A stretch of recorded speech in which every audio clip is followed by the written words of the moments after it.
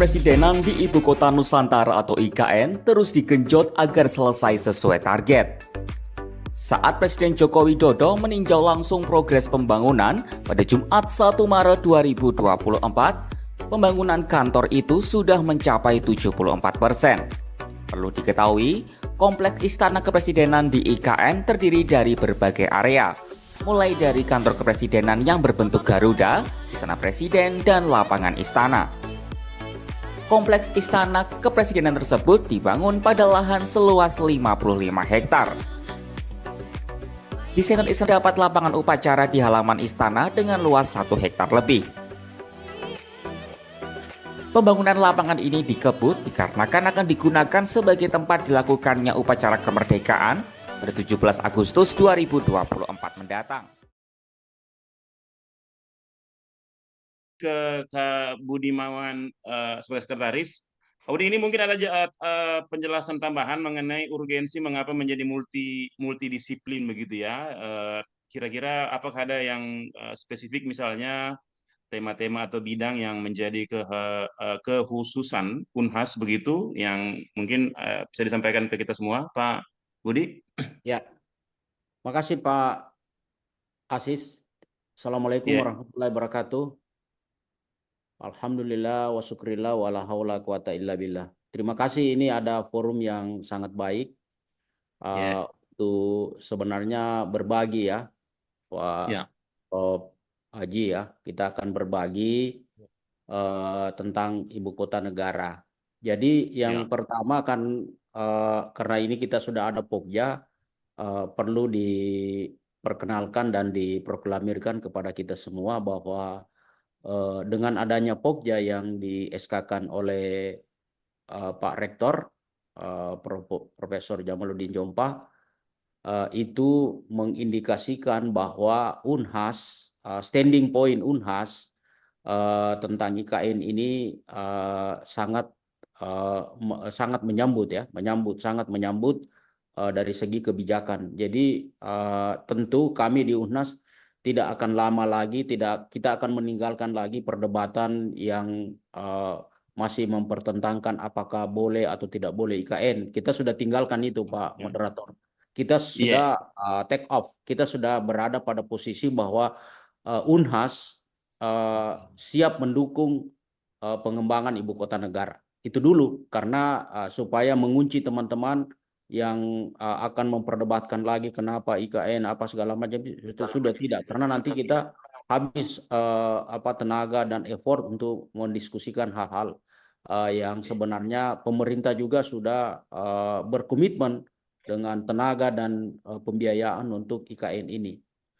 Nah, tadi sudah disampaikan sama Pak Ketua Pokja, jadi nanti organisasi kami ini kan kita ini, bukan kami, kita semua, organisasi Unhas Pokja IKN ini kan nanti masih tentatif dalam bentuk Pokja, mungkin bisa lebih besar, karena Unhas itu kan sifatnya harus produktif dulu, kemudian bisa di-upgrade organisasinya. Jadi kita menyebutnya Pokja, tetapi ini kan sebenarnya sekelompok kita semua nanti kan kita akan memberdayakan semua kepakaran dan expertise pengalaman teman-teman di Unhas untuk di-exercise di pengembangan IKN.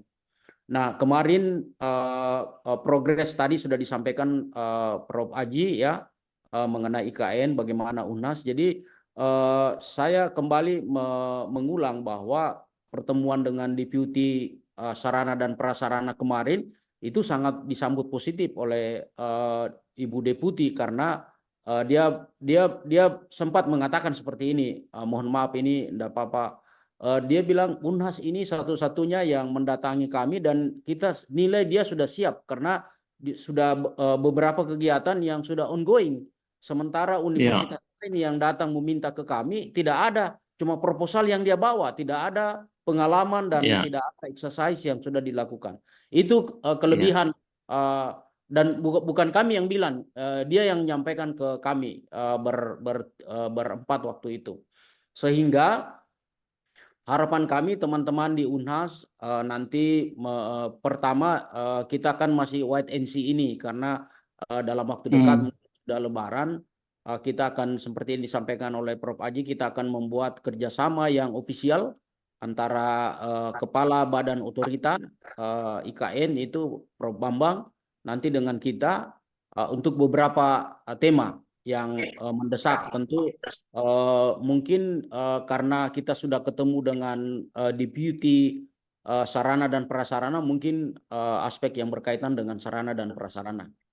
Itu barangkali kan Prof. Aji nanti akan apa namanya menentukan, misalnya sifatnya kan biasanya infrastruktur dulu.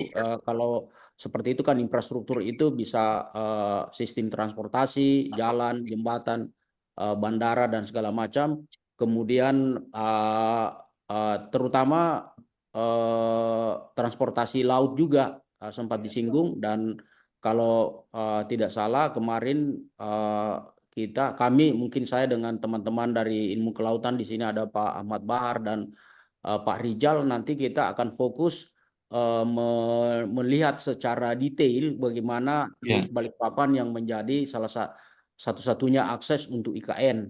Ya, di samping nanti banyak aspek-aspek lain seperti aspek pertahanan, aspek lingkungan hidup, terutama kemarin disampaikan ya sarana air bersih juga yang menjadi tantangan berat, karena ini menurut kalau kita lihat apa namanya penyampaian dari Pak Ridwan Kamil sebagai ketua desainer IKN ini sangat sangat ambisius ya, tagline yang disematkan kepada IKN, dan itu menjadi tantangan karena kita tadi seperti yang saya sampaikan, Unhas sudah berkomitmen untuk ikut serta di dalam inline dengan pemerintah untuk pengembangan IKN ini, sehingga kita sekarang ini masing-masing kita ini sesungguhnya harus menyiapkan data dan literasi mengenai IKN yang nanti bisa kita beri sumbangsi partisipasi kepada IKN. Mungkin itu saja. Jadi belum ada pekerjaan yang di IKN berikan ke kita. Jadi semua pekerjaan-pekerjaan IKN itu kita ambil dari inisiatif dari tim Pokja dengan teman-teman, sebagian teman-teman yang ada di Unhas. Mungkin begitu sementara Pak moderator. Iya, iya. Terima kasih Prof. Budimawan. Jadi ini berkaitan dengan SK yang ada juga yang menyampaikan bahwa kalau misalnya ada SK itu kan bicara tentang resources ya. Jadi Unhas menyiapkan SK dan pasti ada resources, ada personil dan juga ada input lain. Jadi ini lebih sangat pada poin di mana bentuk kontribusi Unhas di tahun lalu misalnya, apakah bisa diceritakan? Apakah memang menjadi dikesankan hanya menunggu dari let's say IKN di sana untuk mengajak bermitra, atau memang Unhas sudah mengalokasikan resources dari sisi SK yang ada itu?